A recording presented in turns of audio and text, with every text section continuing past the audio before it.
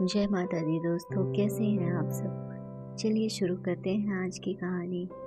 वक्त था कि ठहर सा गया था, रात थी कि गहरा रही थी। फूल तोहफों मोहब्बतों का सिलसिला था कि थमता ही नहीं था। अजीब सा नशा छाता जा रहा था। पार्टियां तो मेहरा साहब के यहाँ आए दिन होती ही रहती थी, परंतु आज की पार्टी बेहद खास है। ये पार्टी अनुराग मेहरा और आकृति की 25वीं सालगिरह की पार्टी है। परंतु आकृति को देखकर कोई नहीं कह सकता था कि ये पार्टी उसी के शान में दी जा रही है। सफ़ेद लिबास और सफ़ेद मोतियों की ज्वेलरी में लिपटी आकृति भीड़ से अलग थलग खड़ी है।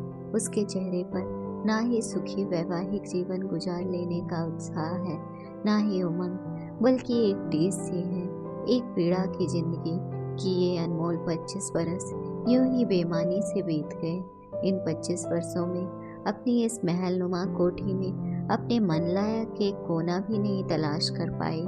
मन लायक कोना नहीं तलाश कर पाने का मलाल और भी गहरा हो गया जब उसके घर से बाहर पैर निकलते ही अनुराग का विश्वास भी उसके प्रति डगमगाने लगा। क्या इतने सालों में अनुराग के दिल में भी एक कोना निश्चित नहीं कर सकी वह। पार्टी खत्म होने को थी।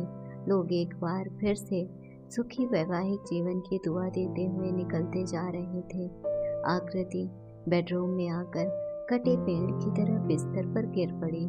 अनुराग तो बिस्तर पर लेटते ही गहरी नींद में सो गए, परंतु आकृति की आंखों से नींद कोसों दूर थी। उसे याद आ रहा था, क्लब में कई बार उन दोनों को बेस्ट कपल के खिताब से भी नवाजा गया था। जब एक ही बिस्तर पर लेटे पति को पत्नी के मन की था ना हो, उसके मन में कैसा द्वंद्व चल रहा है, इससे अनजान पति खर्राटे भरने लगे। तब कैसे वे सर्वश्रेष्ठ पति पत्नी हो सकते हैं। समय दर समय बदल जाता है, दुनिया बदल जाती है, परंतु हमारे यहाँ कुछ एक चीजें हैं जो कभी नहीं बदलती। उनमें से एक है औरत की हैसियत। कहने के लिए वो भले ही मंगल ग्रह पर पहुंच जाए, परंतु घर के अंदर एक देह से ज्यादा कुछ नहीं है। आदर्श भारतीय परिवार में एक छत के नीचे एक ही बिस्तर पर सोते हुए भी पति पत्नी कितने बेगाने हो जाते हैं। कितना उबाऊ होता है साथ रहना, साथ ही कितना कठिन है बंधनों को तोड़ना। टूट भी कैसे सकता है। उसका नाम समाज में पति की बदौलत ही तो है। 2 जवान होते बच्चे, बरखा और हर्ष की माँ है वो। सब कुछ इतना सुव्यवस्थित है कि कहीं भी दरकने का निशान तक नहीं। महज इन छोटी छोटी सी ख्वाहिशों के लिए बंधन तोड़ देना बेवकूफ़ी नहीं तो और क्या है। लोगों की नज़रों में ये इच्छा छोटी जरूर है, परंतु उसकी नज़र में नहीं। वो तो पैदा ही हुई इसी सपने को लेकर, अपना मुकाम, अपना वजूद हासिल करने का सपना। बीते हुए पल चलचित्र के समान आंखों के सामने तैर गए। शादी से पहले मैनेजमेंट की पढ़ाई के दौरान मेहरा एंड मेहरा इंडस्ट्रीज में उसने ट्रेनिंग की थी। एक मीटिंग के दौरान अनुराग के पिता ने कब उसे अनुराग के लिए पसंद कर लिया, उसे पता भी नहीं चला। जानकारी तो तब हुई जब इतने बड़े घर से खुद चलकर रिश्ता आया। यकीन उसे भी कहाँ हो रहा था। इस घर की बहू बनने से भी ज़्यादा खुशी उसे अपने संवरते कैरियर के लिए हुई कि अपनी कंपनी को वह ऊंचाई की बुलंदियों तक ले जाएगी। परंतु उसके सपने सपने ही रह गए। शादी के बाद विशाल हवेली नुमा घर में कदम रखते ही उसका आत्मविश्वास डगमगा उठा। क्या इतने बड़े घर में इतने सारे लोगों के बीच वह अपना वजूद हासिल कर पाएगी। कहीं इस भीड़ में वह खो ना जाए।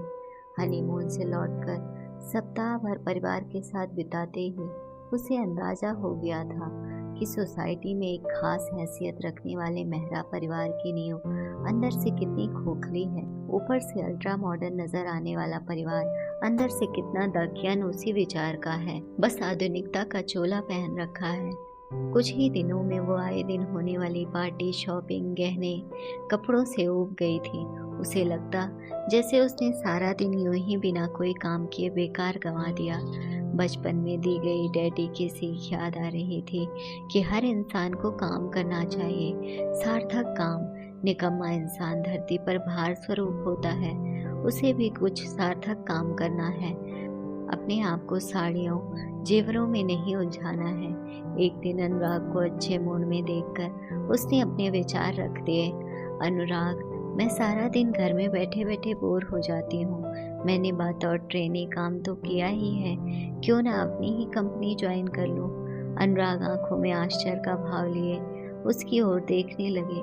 क्या कहा? फिर से कहना। तुम काम करोगी? डैडी और हम तीनों भाई काफी नहीं है कंपनी चलाने के लिए? घर में काम की कौन सी कमी है जो तुम बाहर काम करने की सोच रही हो? घर में मेरे करने के लिए कौन सा काम है? शॉपिंग करने जाओ, पार्टियां ऑर्गेनाइज करो, ना हो तो किटी ज्वाइन कर लो।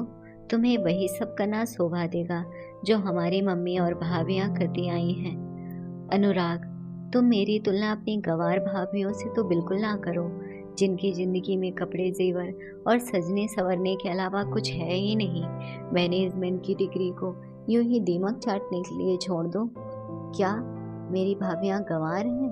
जानती हो, बड़ी भाभी अपने शहर के जाने माने हार्ट स्पेशलिस्ट डॉक्टर चोपड़ा की इकलौती बेटी और खुद भी MBBS डॉक्टर हैं। मछली भाभी IIT कानपुर की प्रोडक्ट हैं। बड़ी भाभी डॉक्टर हैं। उसका मुंह खुला का खुला रह गया। आकृति चाहती थी कि उसकी आंखों ने कंपनी को ऊंचाई तक ले जाने के जो सपने देखे हैं वो अनुराग की आंखों में भी हो, पर ऐसा कहाँ हो पाया। परिवार की मर्यादा को बनाए रखने के लिए मन मारकर हाउसवाइफ बनकर रह गई थी।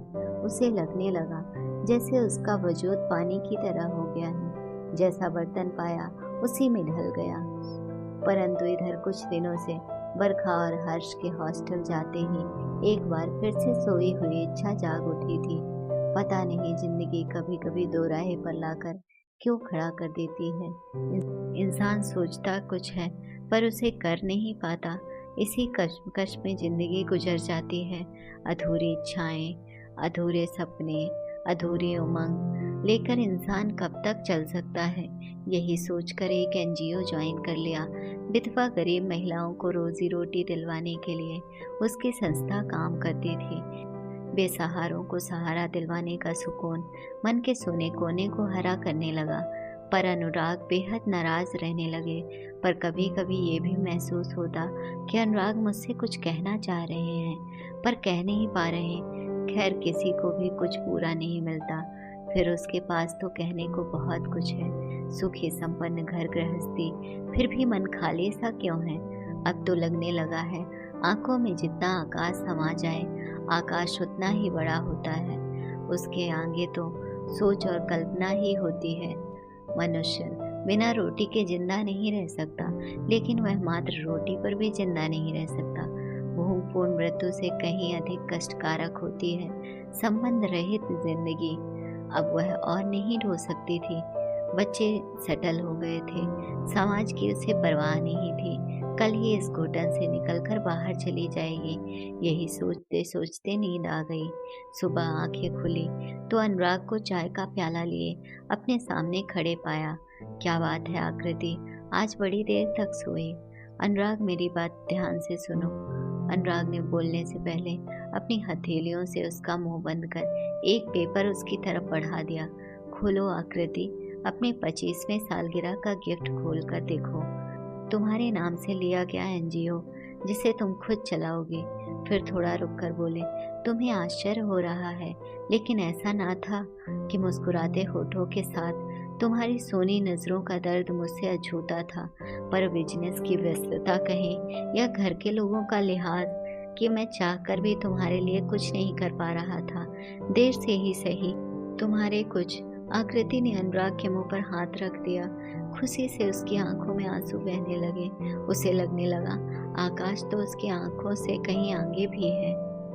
दोस्तों, अगर आपको कहानी अच्छी लगी हो तो अपने दोस्तों के साथ भी शेयर कीजिए और कमेंट में ज़रूर बताइए